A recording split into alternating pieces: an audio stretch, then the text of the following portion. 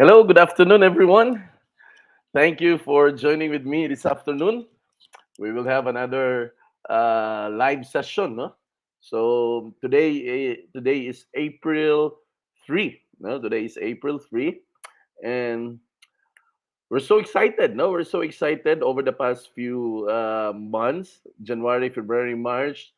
Nakatapos na po tayo ng tatlong buwan for the year 2024. Sadyang napakabilis talaga, no? Sadyang napakabilis. And we believe na things will really, get excited as we approach towards um, our upcoming summit, no? Our upcoming summit in November, no? So I always look forward to that.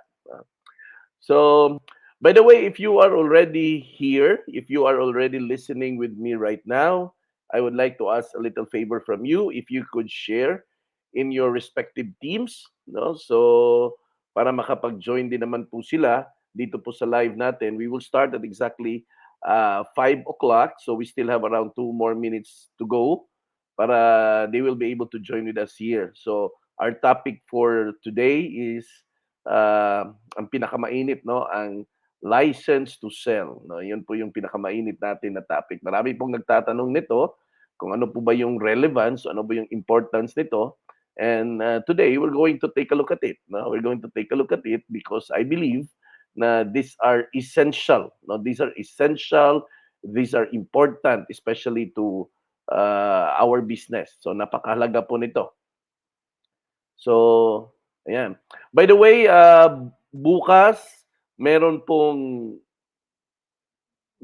Zoom recruit at 8 o'clock in the evening. I hope that you will be able to join. And if ever you have some prospect, please do invite them para maka-join po sila. And hopefully, no, iarangkada po natin ang pag-build po natin ng team, no?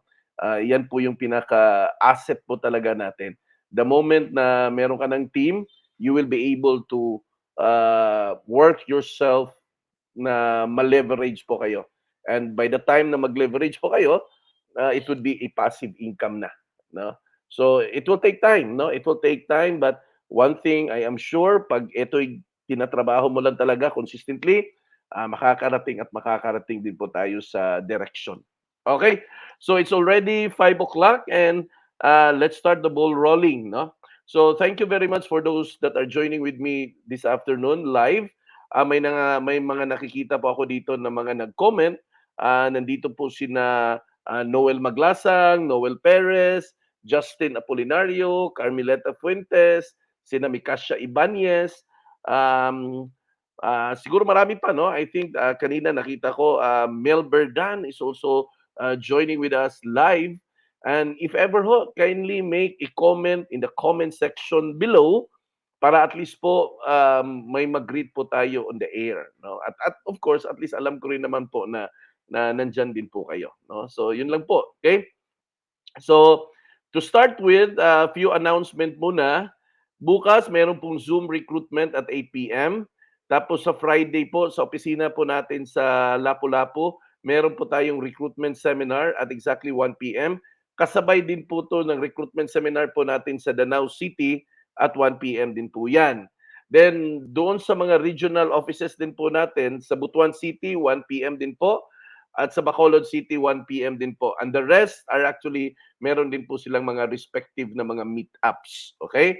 So you just have to keep in touch with the announcement. May mga announcement po dyan sa mga group chats.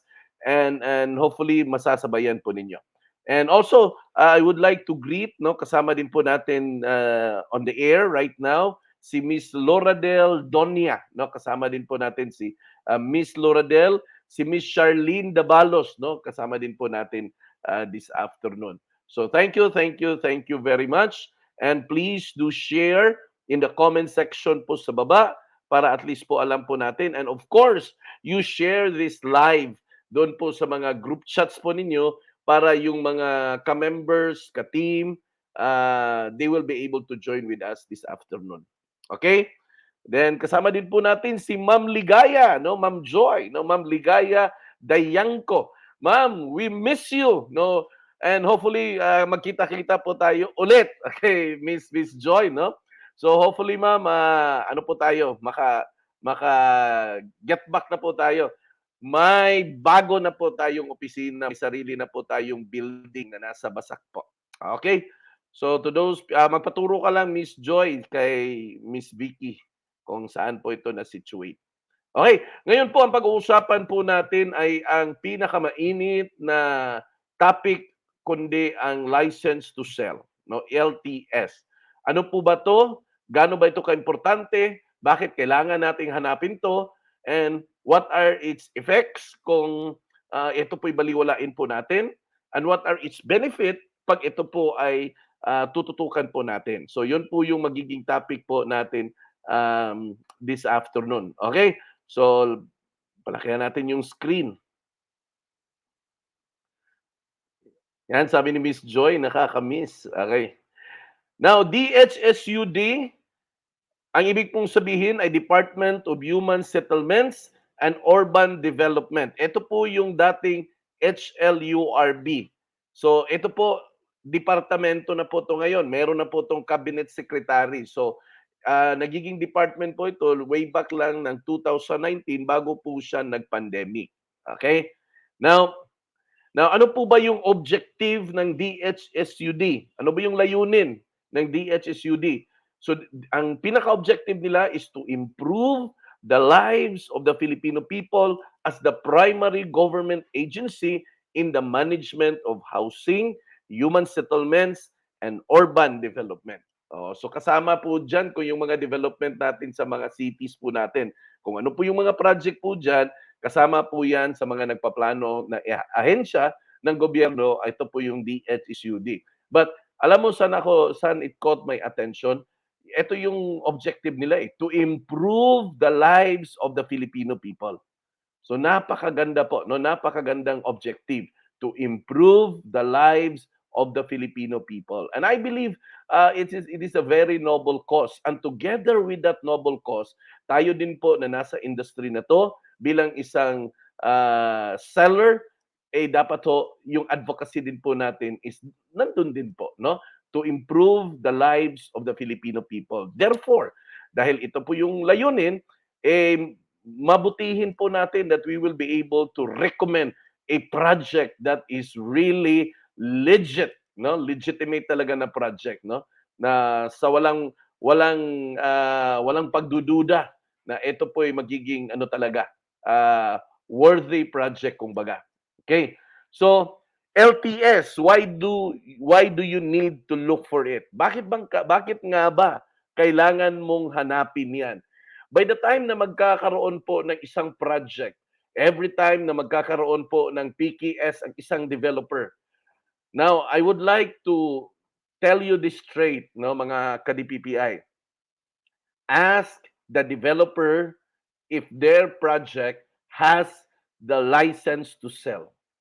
It is our innate right to really ask kung meron bang license to sell ang project na binibenta nila.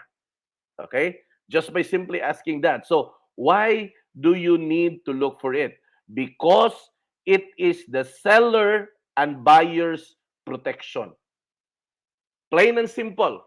Ang license to sell ay protection mo bilang seller, bilang nagbebenta ng project, bilang nagbebenta ng condo, bilang nagbebenta ng house and lot, bilang nagbebenta ng lot na nasa subdivision, bilang nagbebenta ng memorial gardens, yan ang license to sell ang magiging protection mo.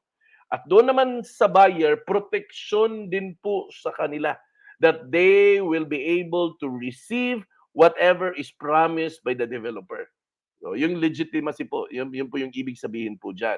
So, to answer the question kung bakit ba talaga natin hanapin yan, well, that is our protection and our buyer's protection. Okay? Now, ano ba yung LTS? What is an LTS? LTS stands for License to Sell. Okay, ha? Guys, LTS stands for License to Sell. LTS is a home buyer's assurance that he or she will get their dream home. Assurance po yun. Garantya. No, in short, it is an assurance na yung buyer mo na kumuha ng isang project, kumuha ng isang property na pagdating ng panahon, may assurance siya na yung bahay na binili niya, yung condo na binili niya, yung bahay na hinuhulugan niya, yung condo na hinuhulugan niya, pagdating ng panahon ay mapapasa kanya. So, yun po yung pinaka-plain and simple na magiging role ng LTS. Now, a license to sell is a certification. No, isa-isa po itong certification obtained by a property developer from DHSUD. Di ba? Now, saan makukuha ang isang license to sell? Doon makukuha sa DHSUD.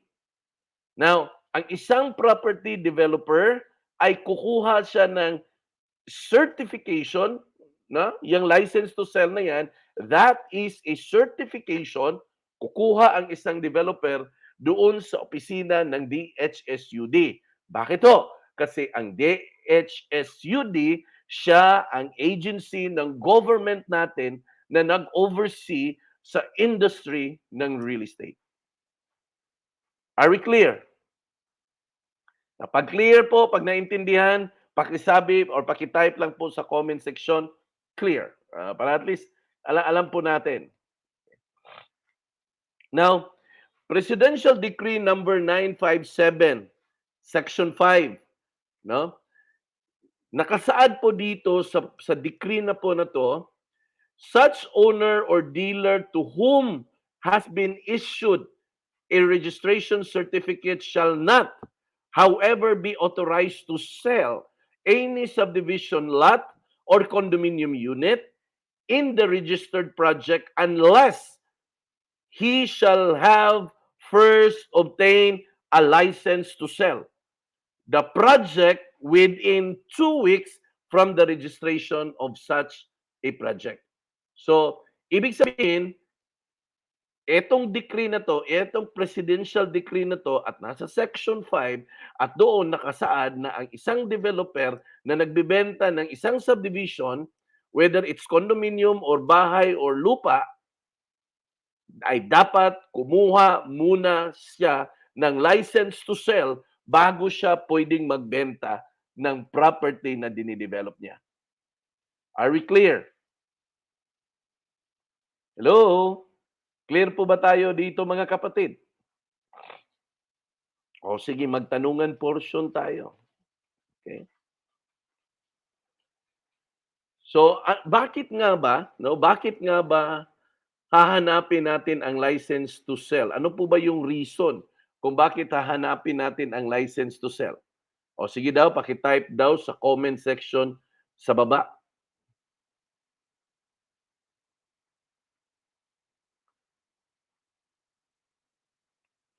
Okay? So type nyo lang ha, tuloy tayo. Now, the license to sell is a proof that the developer is a legitimate business. Now, importante po ito guys na ma-establish po natin yung legitimacy po ng negosyo. Now, marami po, ako po, I will be frank and honest with you, may nagkakaroon din po tayo ng mga trouble in the past. For we were not that vigilant with regards to license to sell. In fact, may mga agents po tayo na somehow nagkakaroon po sila ng problema. It is because hindi na po nila malocate or mahanap ang mga owner doon sa project na binibenta nila. And worst part of it, yung developer lumagpas na po doon sa duration na promise nila na ma-deliver nila yung unit. Unfortunately, ay hindi pa po nakapag-develop. So, nagkakaroon po ng mga challenges, nagkakaroon po tayo ng mga hardship right now with regards to this one. But somehow, we're praying to God that we can still cross this problem. But I believe that no one can really put a good man down. And we are good. No, we are good. Medyo na biktima lang po tayo. Kaya ngayon, pinag-uusapan natin ito na please, Mga kapatid natin dito sa DPPI, wag kayong magbenta ng isang proyekto na wala pong license to sell kasi pagdating po ng panahon, mamumblema at mamumblema talaga tayo. Nasubukan na po natin 'yan, 'no? Nasubukan na po natin 'yan, na-experience na po natin 'yan at dapat po matuto na po tayo doon sa mga lessons na 'yon. Okay? So ang LTS is a proof that the developer is a legitimate business at ang pangalawa, that the developer is financially stable. Hindi lang po ma-establish yung legitimacy niya, kung hindi ma-establish din po na siya ay isang financially capable na developer na kaya niyang tapusin ang project na sinabi niya. It's one thing to get this permit, but it's also another thing to finish such a development and such a project. Tama po ba?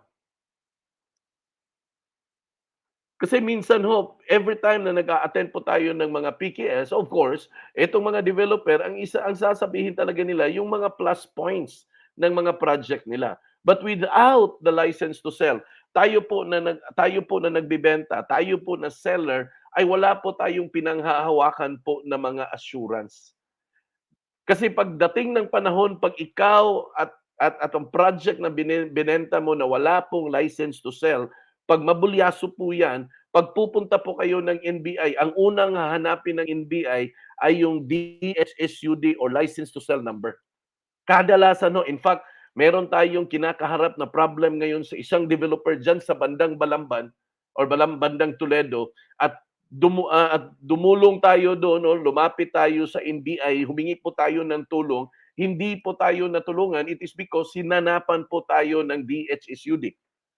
So yun pala yung pinakaunang requirement na pwedeng habulin ng isang developer kung meron siyang DHSUD license to sell na certification. Pag wala ho, kasalanan ho natin bakit binenta natin yan. Kasi dapat ho, hindi po natin binibenta ang walang license to sell. Are we clear? Hello?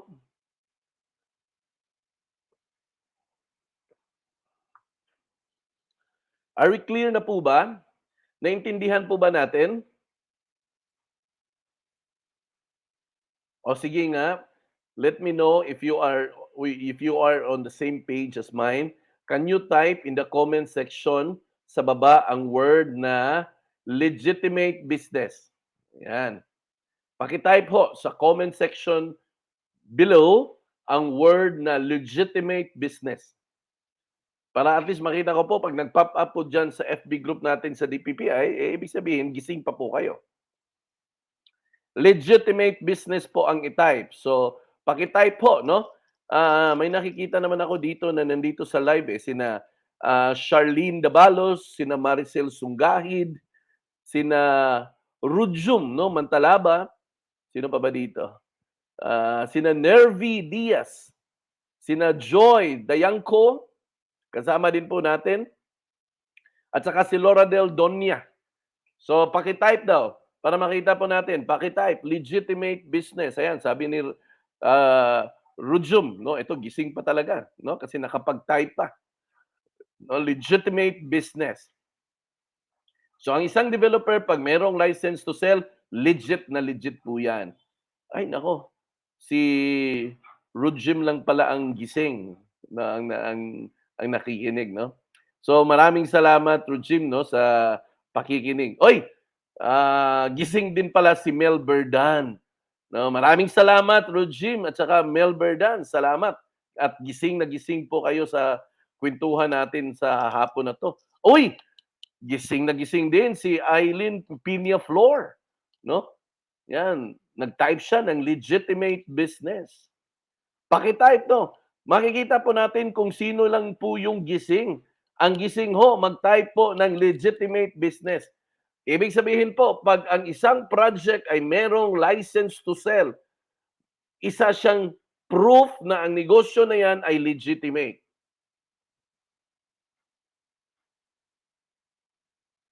Okay? Legitimate.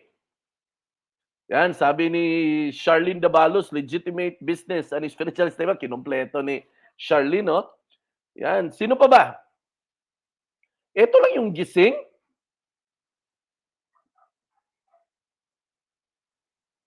Yan, si Ma'am Helma Toyoto. No? Hindi pa nag-type si Ma'am Helma ng legitimate business. Type legitimate business. Ito guys, ulit-ulitin ko talaga to. Ang project na walang license to sell ay hindi po legitimate.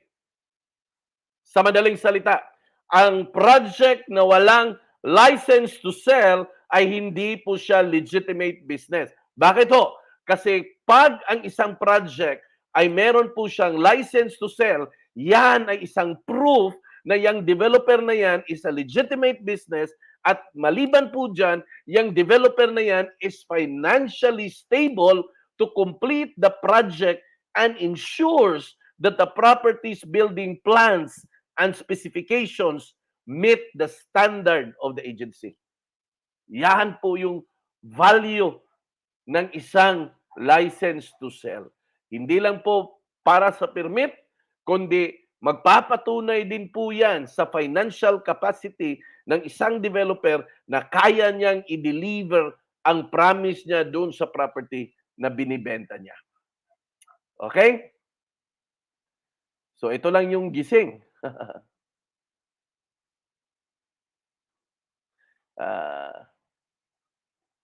Nakikita ko rin dito si Miss Daphne Bahaw. Ito yung pang 3 araw natin na live kasi may commitment ako na 5 days a week na live. 5 days a week, 4 times a week. 4 weeks in a month. Okay? Tuloy tayo. Why is it important to check the license to sell before selling or buying a property? Bakit ba importante yan na i-check nyo ang license to sell before kayo magbenta at of course, before din po kayo bibili? For again, balik-balikan po natin itong word na to, for the protection and assurance of both the selling agent and the buyer. Okay? Sige nga, tingnan natin kung para ma-absorb sa isipan po to. Paki-type daw po dyan sa comment section sa baba ang etong word na sinulat ko po dyan. For the protection and assurance of both the selling agent and the buyer. Okay? Sige, 1, 2, 3, go! Type po natin sa comment section po sa baba.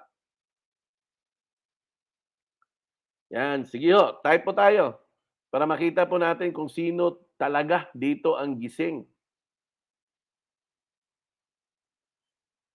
Pakisulat ho, for the protection and assurance of both the selling agent and the buyer. Yan po yung reason kung bakit importanteng i-check ang license to sell bago magbenta ng isang property or bago bumili ng isang property. Can you type, guys? Can you type in the comment section sa baba for the protection and assurance of both the selling agent and the buyer? Ayan. Yan, si Daphne nakatype. For the protection and assurance of both the selling agent and the buyer. Ayan, si Miss Maricel din, nakasulat din. So dalawa lang ang nakasagot. Si Rujum nakasagot din. O, yan, si Melberda nakasagot din. So apat lang. Apat lang ang audience ko sa hapon na to. Kawawang cowboy ito. Okay? For the protection and assurance of both the selling agent and the buyer. Ganun ho, kaimportante. Ayan, si Eileen Piñaflor din. Gising na gising. Kasama natin this afternoon. So ngayon, yung mga project na binibenta nyo dyan, i-check nyo kung meron ba yung license to sell. Pag wala ho, simple lang po yung message. Huwag nyo kong ibenta. Kung gusto nyo po ng proteksyon. Next is to avoid future problems regarding development and deliverables. Why is it important to check the license to sell before selling or buying a property? Ang una is protection and assurance. Ito naman, ang next is to avoid future problems regarding development and deliverables. Again, ano po yun? To avoid future problems regarding development and deliverables. Okay, sige, sulat po natin sa comment section po sa baba. To avoid future problems regarding development and deliverables. Okay? So come on guys. Let's write it down in the comment section below so that at least I know that you are really listening to me. Because this is very important. The reason why it is important to check the license to sell before selling or buying a property is para ano po? To avoid future problems regarding development and deliverables. Ayan, nakasulat si Janice Dioso. Thank you, Janice. Si Maricel, nakasulat din. Si Mel, gising din. So, tatlo pa ang gising. And the rest is tulog na. Okay? Si Daphne, gising na rin. Okay? So si Janice, gising. Si Maricel, gising. Si Melberdan, gising. Si Daphne, gising. Si Eileen Peñaflor, gising. 5 ang gising ngayon. Okay? 5 ang gising. Meron ho akong 9 audience, pero 5 lang po ang gising. Okay? Dito po sa live ko po ngayon, meron lang po akong 9 na audience at 5 lang po ang gising. Yung 4 tulog.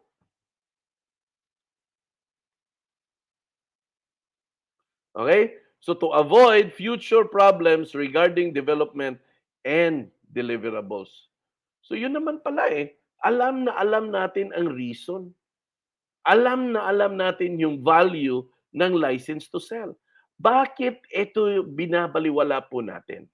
Okay? Why is it important? Because it is a means for you to know that developer is capable of delivering a quality development. Ang license to sell is a proof na yung developer na yan ay kayang mag-deliver ng isang dekalidad na proyekto. Yun po yun. So ano yung tatlo? Babalikan natin ha. For the protection and assurance of both the selling agent and the buyer, to avoid future problems regarding development and deliverables, and a means for you to know that developer is capable of delivering a quality development. So ito po yung pamamaraan na makita po natin at alam natin na itong developer na to ay kayang magbigay ng dekalidad na produkto. Okay? So what will happen if you purchase a property that does not have a license to sell? So ano po ba yung mangyayari kung kayo po ay nakabili ng isang property na walang license to sell or nakabenta man lang ng isang project na walang license to sell? Now, the risk in buying a property without LTS, if the developer chose to not continue the development. Ayan, yan ang problema. Ang risk po dyan, pag kayo'y nagbenta ng isang project na walang license to sell, what if all of a sudden, itong developer na to ay mag-decide na hindi niya ipagpapatuloy yung project niya for whatever reason, hindi ho kayo makapag-demand ng refund. Kung makapag-demand man, pahirapan. Kung makademand man kayo ng refund, ito po ay pahirapan. So wag na wag po kayong pumasok sa isang sitwasyon, sa isang problema na pagdating ng panahon, tayo din ang maiipit. Kasi pag ito, God forbid, no? Pag ito'y nangyari, na hindi may pagpatuloy ang isang development to whatever reason is that, mahihirapan po tayong mag-demand ng refund.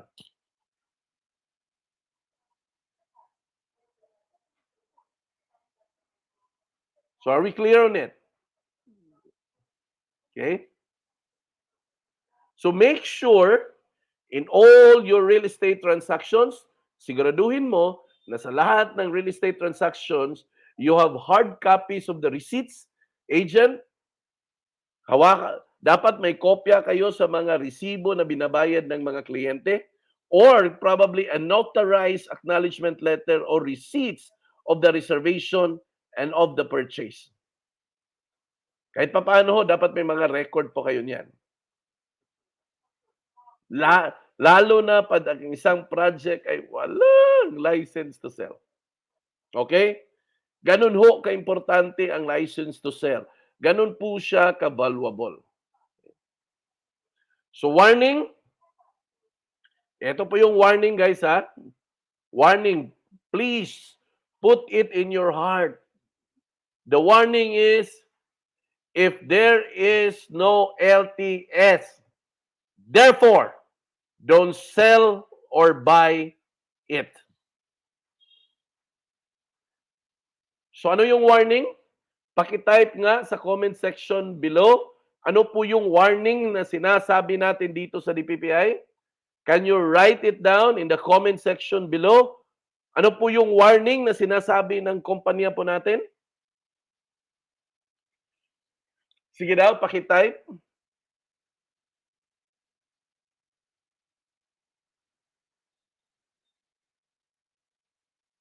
Don't sell and buy it.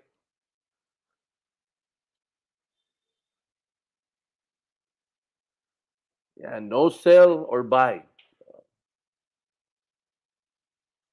No LTS, don't sell or buy it. Yan. So, ang gising lang ngayon, si Rujum, si Charlene, si Daphne, at saka si Miss Mel Berdan. Sila lang ho ang gising. Sila lang hong apat ang gising ngayon.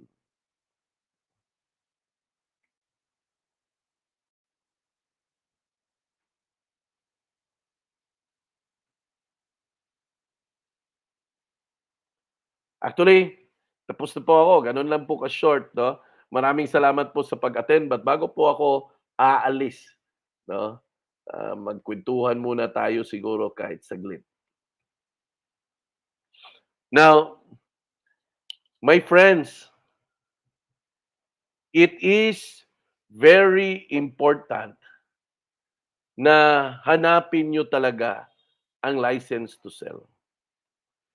Masakit sa ulo po yan pagdating ng panahon. Pag mabulyaso tayo niyan, nako, ang sakit ng ulo. Na hindi naman sa na mapaadla ka sa bilangguan, hindi naman ganon. Pero nagtiwala yung kliyente. Nagtiwala ang kliyente na matino tayo nga agent. Dahil nagtiwala ang kliyente na tayo ay isang matino na agent, magbenta po kayo ng matino na project.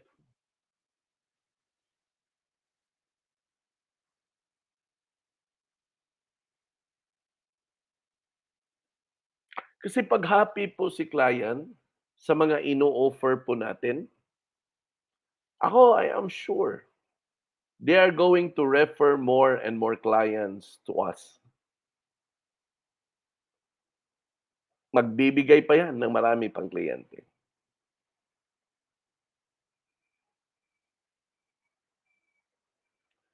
So, ganun ho ka-importante ang license to sell. So, kung meron pong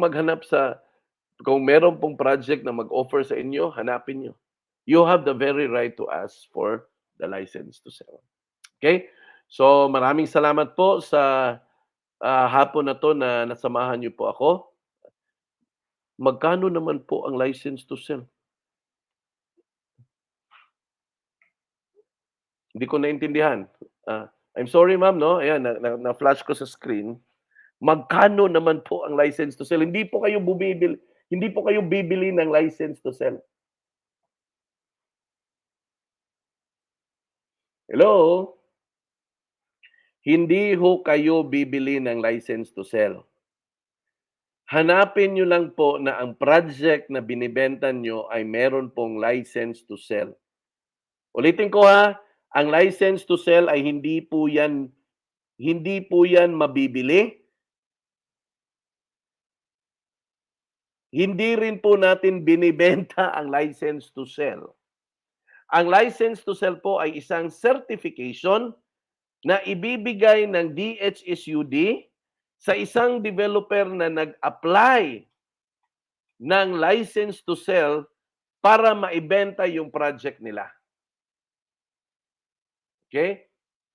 Tayo nga agent, hindi ho tayo bibili ng LTS. Ulitin ko ha, tayo na agent, hindi po tayo bumibili ng license to sell. Ang mag-process ng license to sell ay ang developer na magpapatayo ng subdivision or condominium or lot-only subdivision. Pag sila ay isang developer, pag sila ay may project, bago po yan allowed na ibenta, dapat ho yung developer na yan ay mag-apply ng license to sell at kung pasado siya, bibigyan siya ng certificate ni DHSUD na nakalagay doon, license to sell number. Okay? Maliwanag po ba?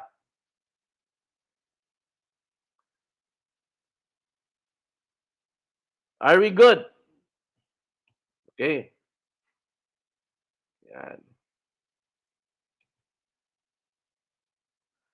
So any more question? Bago ho tayo magbabay, baka may mga questions po kayo dyan, sasagutin po natin. Type nyo lang po dyan sa comment section sa baba.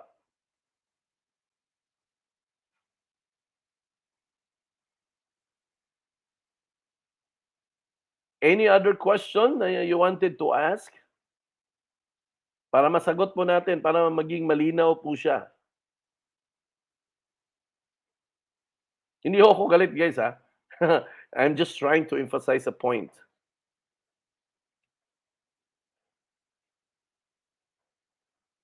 By the way, itong live na to, i-share nyo sa mga kasama nyo nga mga agents, yung mga downlines nyo, para mapakinggan nila kung ano po yung value ng license to sell.